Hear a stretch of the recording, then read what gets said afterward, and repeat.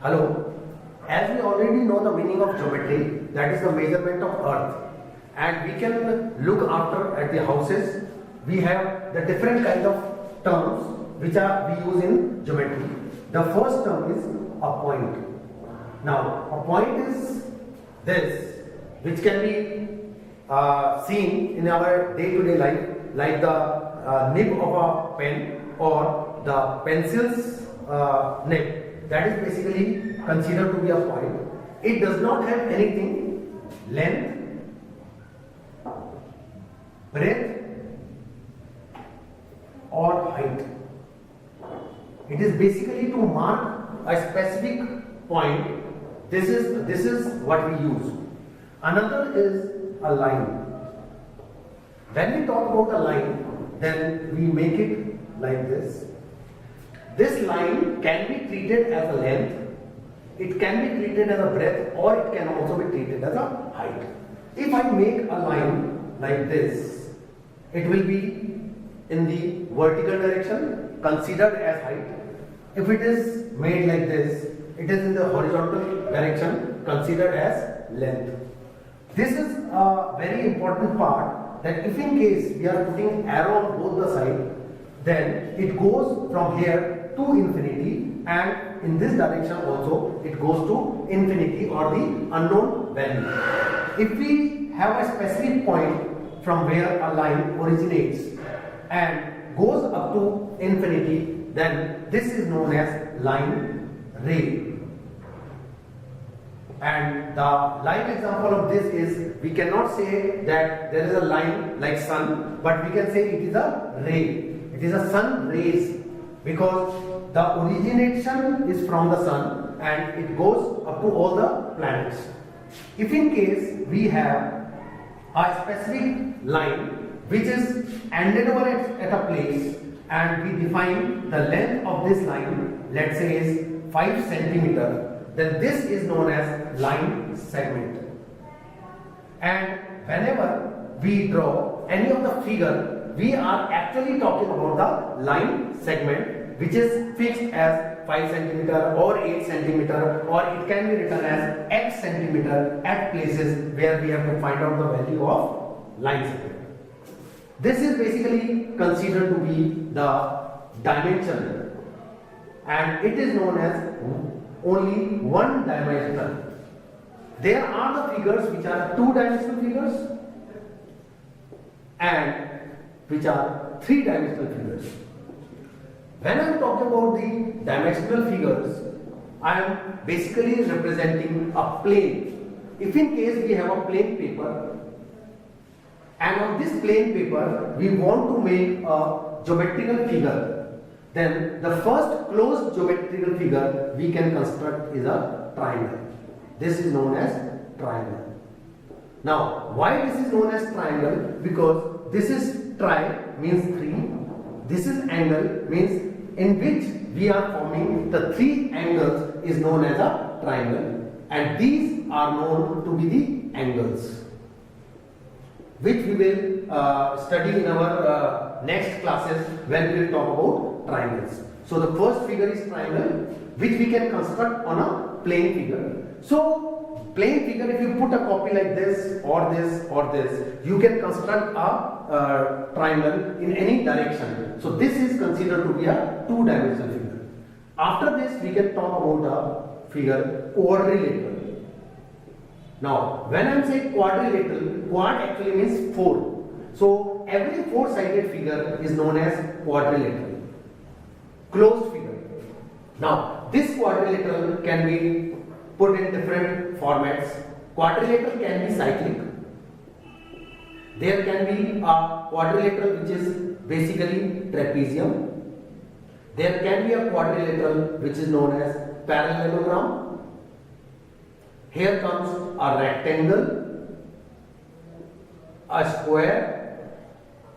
So all these basically are the terms which are two-dimensional bodies and known as quadrilateral, having 4 figures. We have different qualities for all the 4-sided figures. After quadrilateral, we talk about the terms polygons. When I am saying polygons, it means all the figures which are having more than 4 sides.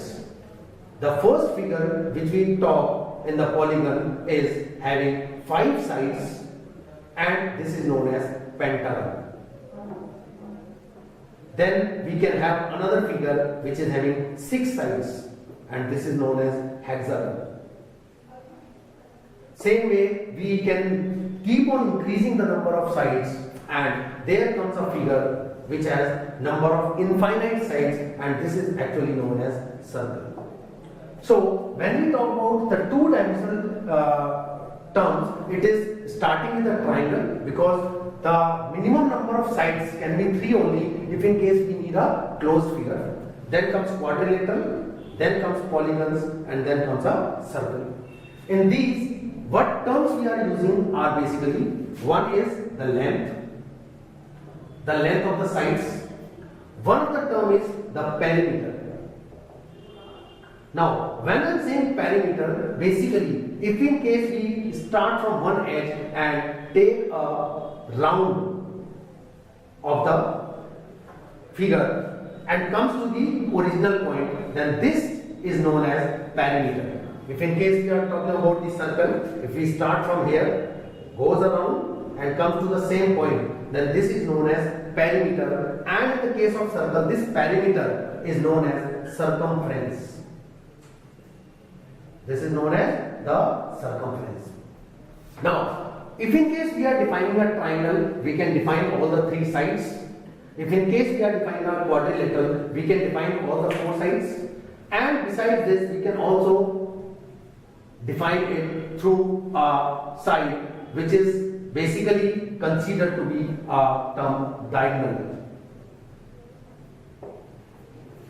Here we have length and the diagonal, here we have the length of the side and the diagonal and the perimeter, plus in the case of circle, we are defining a circle by a line which is starting, a line segment which is starting from the center of the circle and goes to the circumference. This is known as radius.